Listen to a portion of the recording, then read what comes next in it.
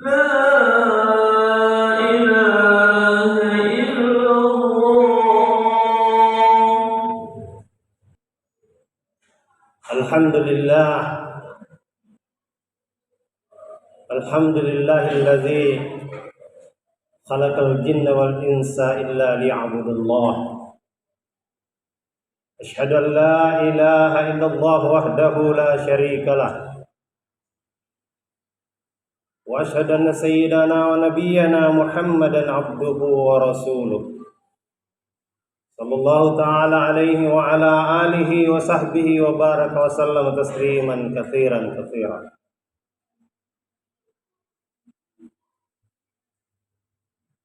قال تعالى: بعد أعوذ بالله من الشيطان الرجيم: وما خلقت الجن والإنس إلا ليعبدون.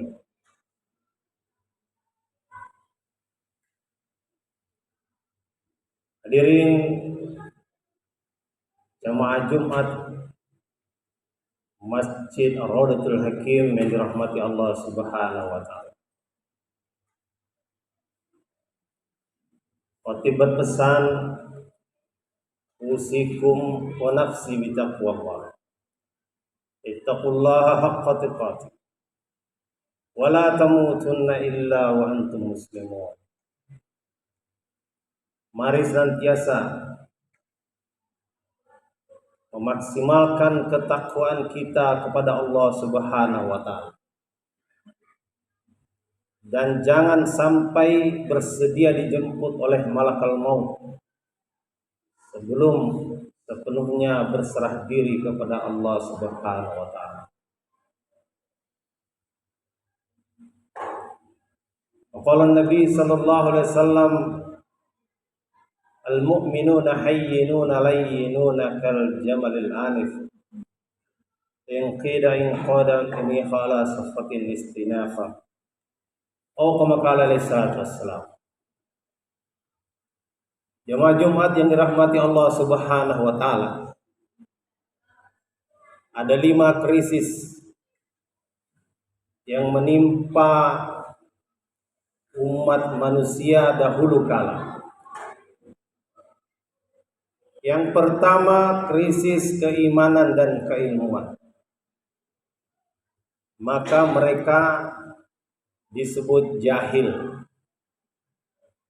Zamannya disebut zaman jahiliyah. Krisis yang kedua, mereka ditimpa krisis kemuliaan, krisis akhlak, sehingga akibatnya mereka menjadi degil. Orang Pakistan katakan B akhlak atau B adab. Di Indonesia menjadi biadab. Krisis yang ketiga, mereka ditimpa krisis rasa kemanusiaan,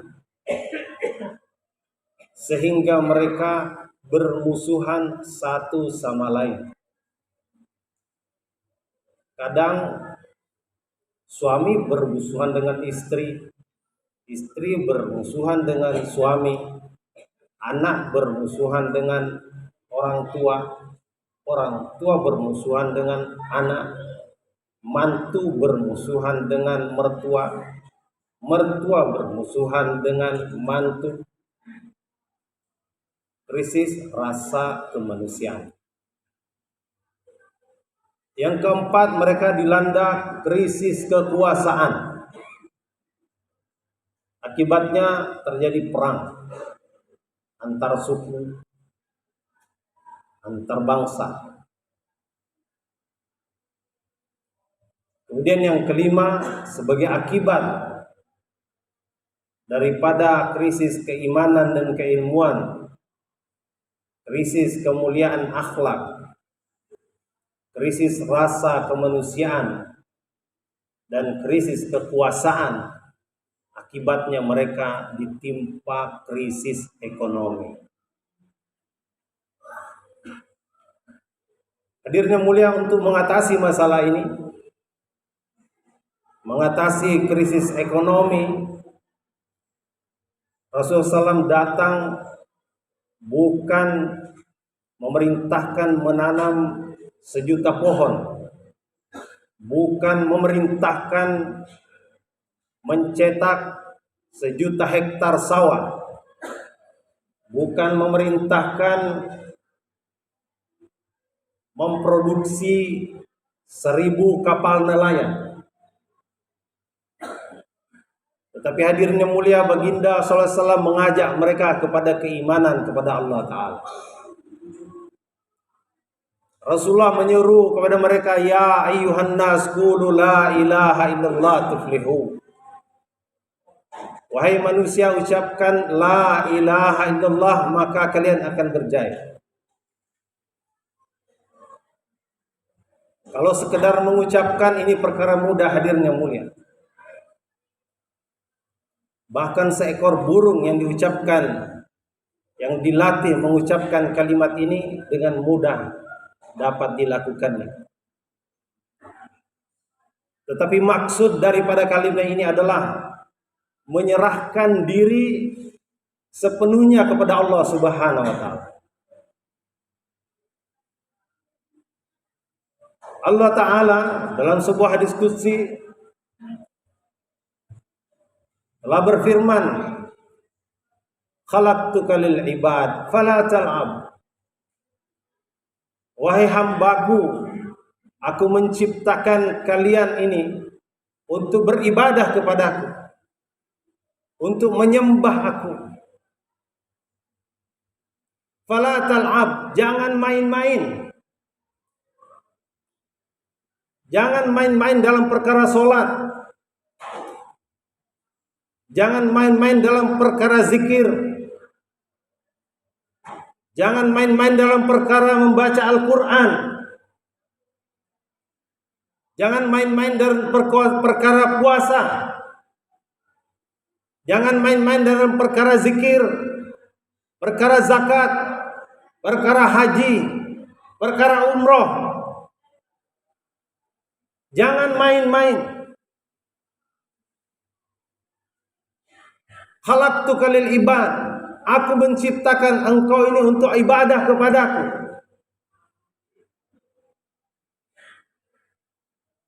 Wa qasamtu laka rizqa. Aku yang menjamin rizki kamu. Aku yang menjamin makanan kamu. Aku yang menjamin pakaian kamu. Aku yang menjamin tempat tinggal kamu. Aku yang menjamin kendaraan kamu. Apa yang kau akan makan 3 bulan yang akan datang, aku tumbuhkan dari sekarang.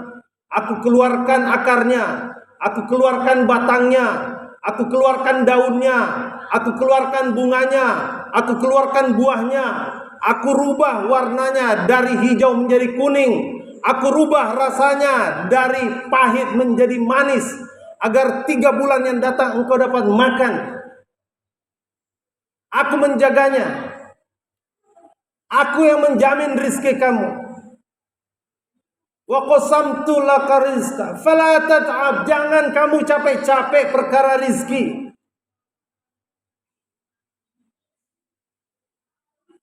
Kalau kamu ingin capek, kamu capek-capek dalam perkara ibadah kepadaku.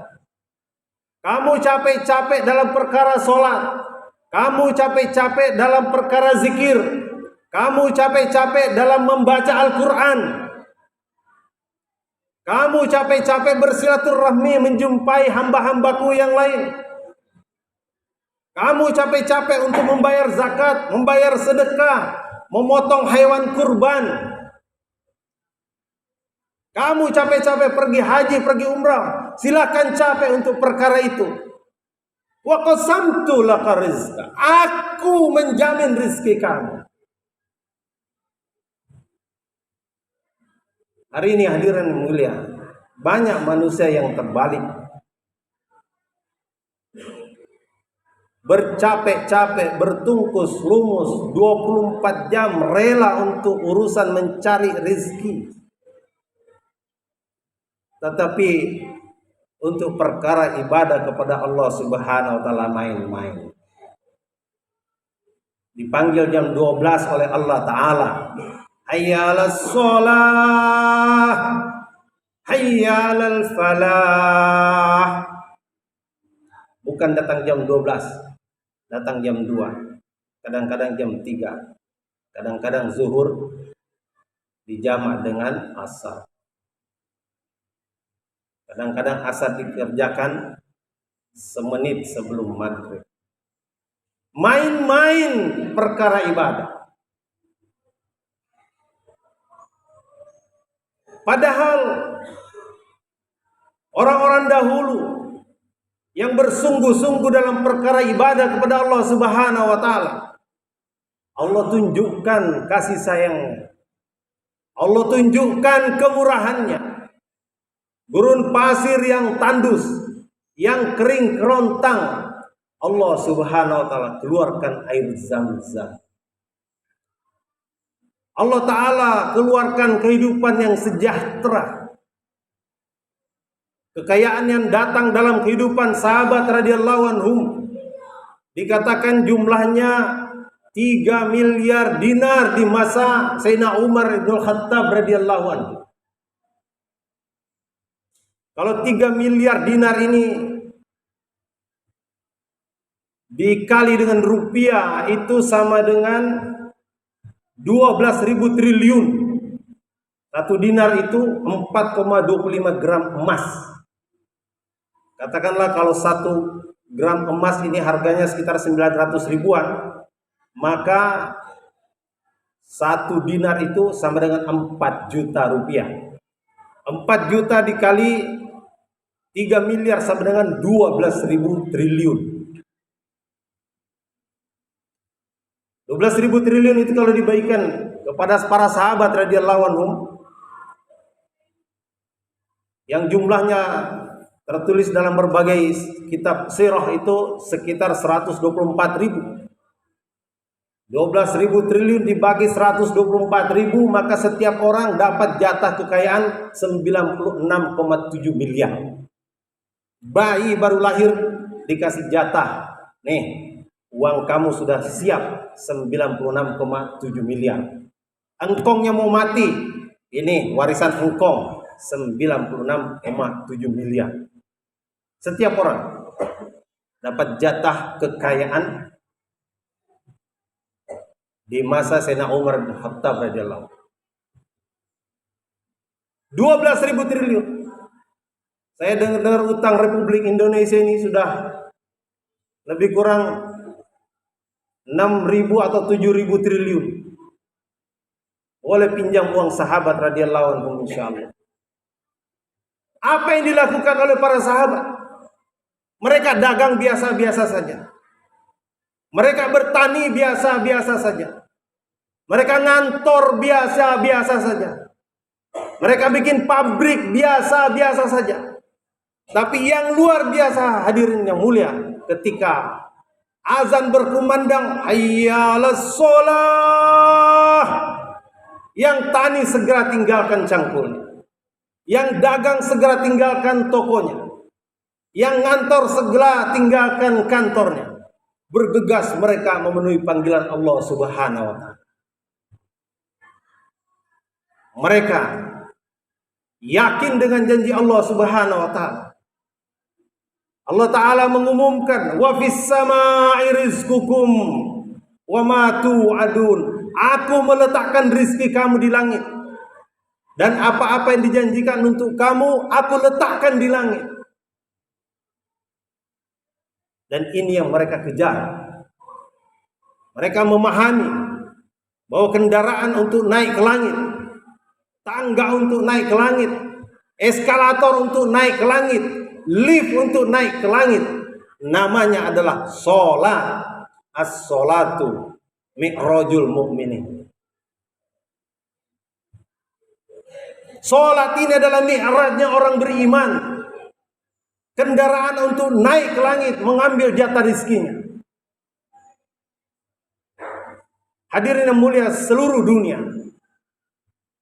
tidak ada negara yang memiliki jumlah masjid sebanyak NKRI, Negara Kesatuan Republik Indonesia.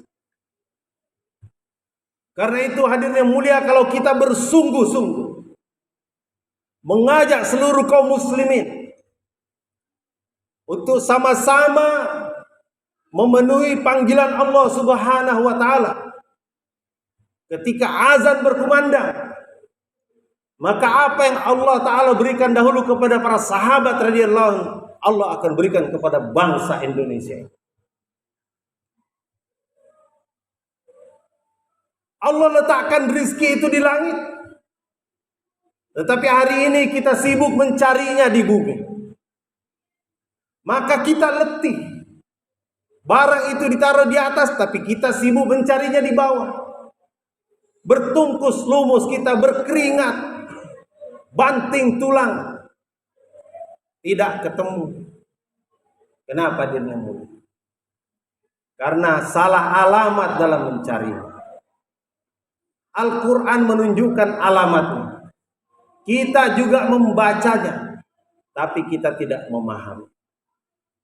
Maka melalui mimbar Jumat yang mulia ini, khotib mengajak, mari kita persingkat cara hidup kita dengan meniru cara orang dahulu yang telah sukses mengatasi berbagai persoalan, mengatasi berbagai krisis.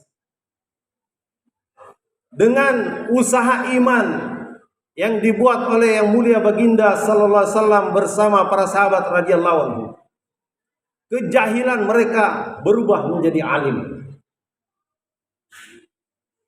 Degilnya mereka berubah menjadi akhlak mulia.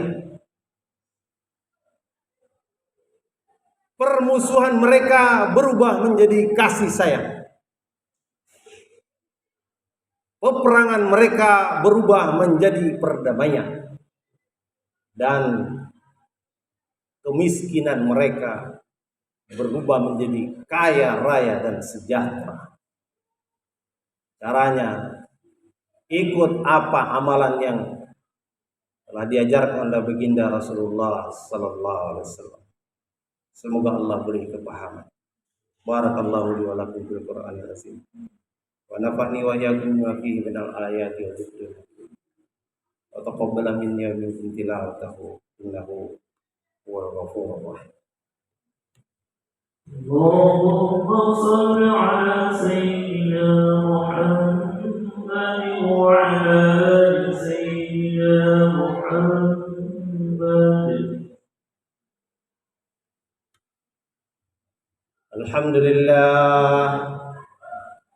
Alhamdulillah nahmaduhu wa nasta'inuhu wa nastaghfiruhu wa nu'minu bihi wa natawakkalu alayhi wa na'udzu billahi min shururi anfusina wa min sayyiati a'malina. May yahdihillahu fala mudilla lahu wa may yudlilhu fala hadiya lahu. أشهد أن لا إله إلا الله وحده لا شريك له أشهد أن سيدنا ونبينا محمدا عبده ورسوله صلى الله تعالى عليه وعلى آله وصحبه وبارك وسلم تسليما كثيرا كثيرا. وقال تعالى بعد أعوذ بالله من الشيطان الرجيم إنما يأمر مساجد الله من آمن بالله واليوم الآخر وأقام الصلاة وآتى الزكاة ولم يخش إلا الله فعسى أولئك أن يكونوا من المهتدين. وقال عليه الصلاة والسلام من ألف المسجد ألفه الله أو كما قال عليه الصلاة والسلام. Jemaah Jumat yang dirahmati Allah Subhanahu wa taala. Usikum nafsi bi taqwallah la'allakum tattaqun. Innallaha wa malaikatahu yusholluna 'alan nabi. Ya ayyuhalladzina amanu shallu 'alaihi wa sallimu taslima. Allahumma salli wa sallim wa barik alaihi. Tempat untuk membina umat ini adalah masjid.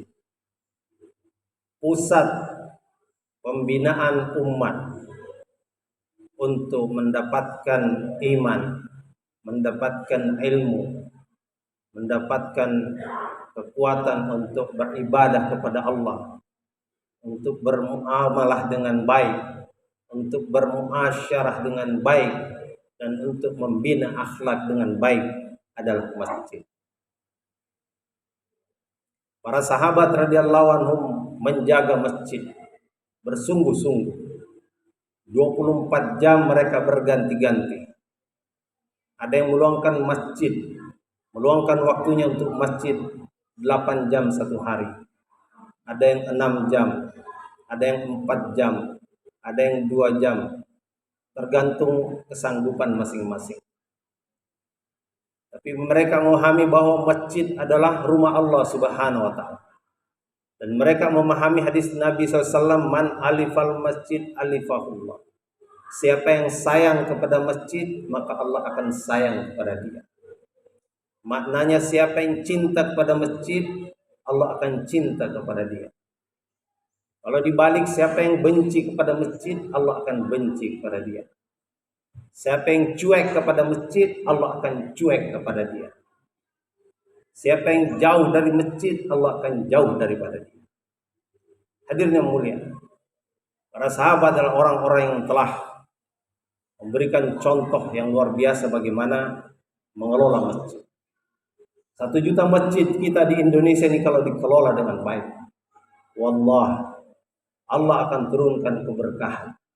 Janji Allah Ta'ala, walau anna ahlal qura amanu wattaqau la fatahna alaihim barakatim minas samai. Satu kampung, satu kota, satu negara, satu dunia, kalau mereka ini menunjukkan iman dan takwa kepada Allah Subhanahu wa taala, tanda atau bukti orang-orang kampung, orang kota, orang satu negara itu iman kepada Allah Ta'ala adalah makmur masjidnya. Itulah buktinya. Maka la fatahna alaihim barakatim minas samai. Allah akan bukakan keberkahan dari langit dan bumi. Walaupun tanahnya gersang, sejauh mata memandang, tetapi kalau Allah turunkan keberkahan, sejahtera kehidupan rakyatnya, sejahtera kehidupan penduduknya. Sebaliknya, walaupun tanahnya subur dan gembur, seluruh tanamannya hijau royo-royo, di dalam perut bumi mengandung minyak, mengandung emas, mengandung intan berlian, lautannya yang luas mengandung ikan besar-besar, tapi tidak ada keberkahan dari langit, tidak ada keberkahan dari bumi, maka wallahi tidak akan ada kesejahteraan bagi penduduk. Bukalah mata hati hadirin, lihat bagaimana orang-orang dahulu sejahtera karena mereka mentaati perintah Allah Subhanahu wa taala. Dan bagaimana orang-orang dahulu yang menderita karena mereka ini ingkar kepada Allah Subhanahu wa taala. Hukum Allah tidak berubah. Sampai hari ini juga begitu. Siapa yang taat kepada Allah Ta'ala, Allah akan berikan kesejahteraan.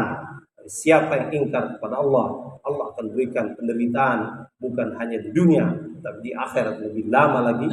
Selama-lamanya penderitaan.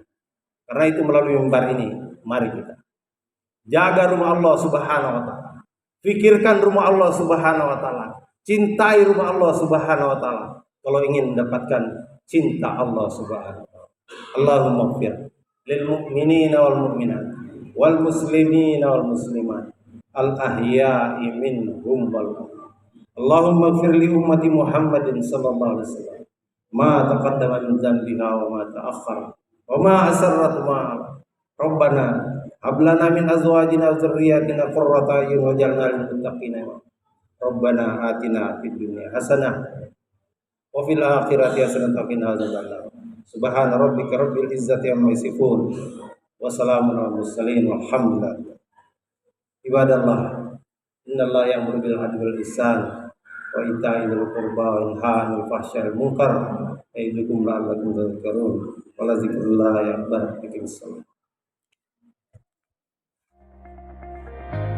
الله أكبر الله أكبر أشهد أن لا إله إلا الله. Cambiabei.